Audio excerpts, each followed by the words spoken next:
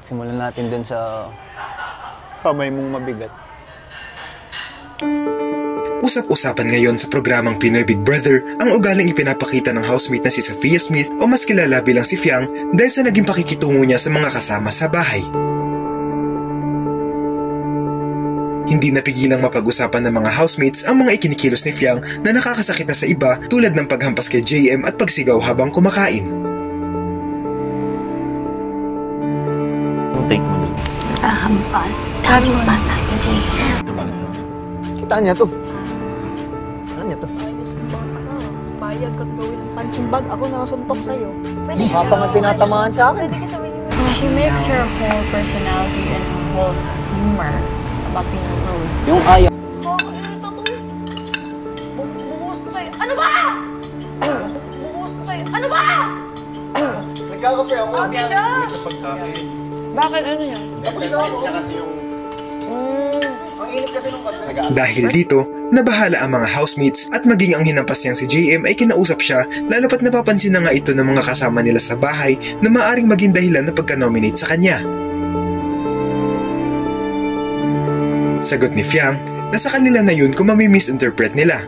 Hindi naman umano sila kasama sa kanilang circle of friends, kaya bakit niya raw ba ito iisipin? Panoorin ang naging pag-uusap nila.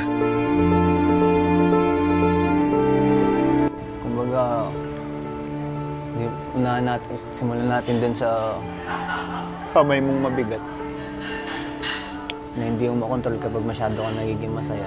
Siguro kapag tayo na lang nila Binsoy, wala namang problema dun. Hindi ko man inaano yung iba.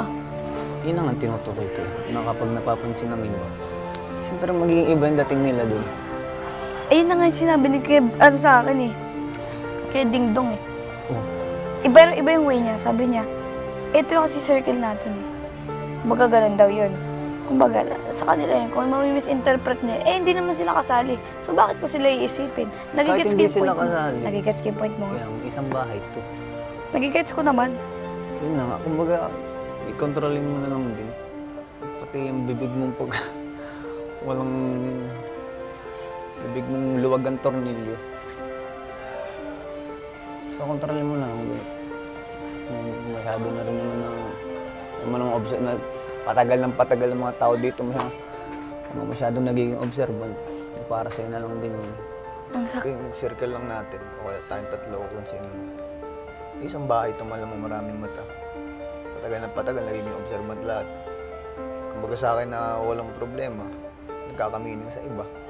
Sarili mo din naman nalagay mo sa ano. Sarili mo lang din naman. Naiintindihan mo ba? Oo, naiintindihan ko. Naiintindihan ko. Yung mga banat mong ganyan, par, naiintindihan ko yan. Hindi mo na kailangan i-expound. May mga hindi natutuwa sa ipinapakita ni Fiang, pero may mga nagsasabi rin na nagpapakatotoo lang siya sa ipinapakita niya. Hindi tulad ng ibang mga housemates na plastic at backstabber.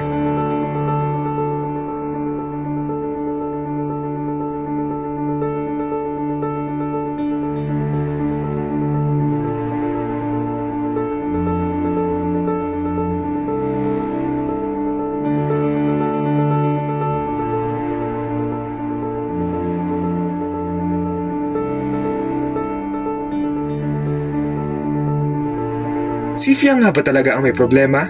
O sadyang hindi nagpapakatotoo ang ibang mga housemates? Sino ba talaga ang dapat na panigan? Ano ang masasabi nyo rito?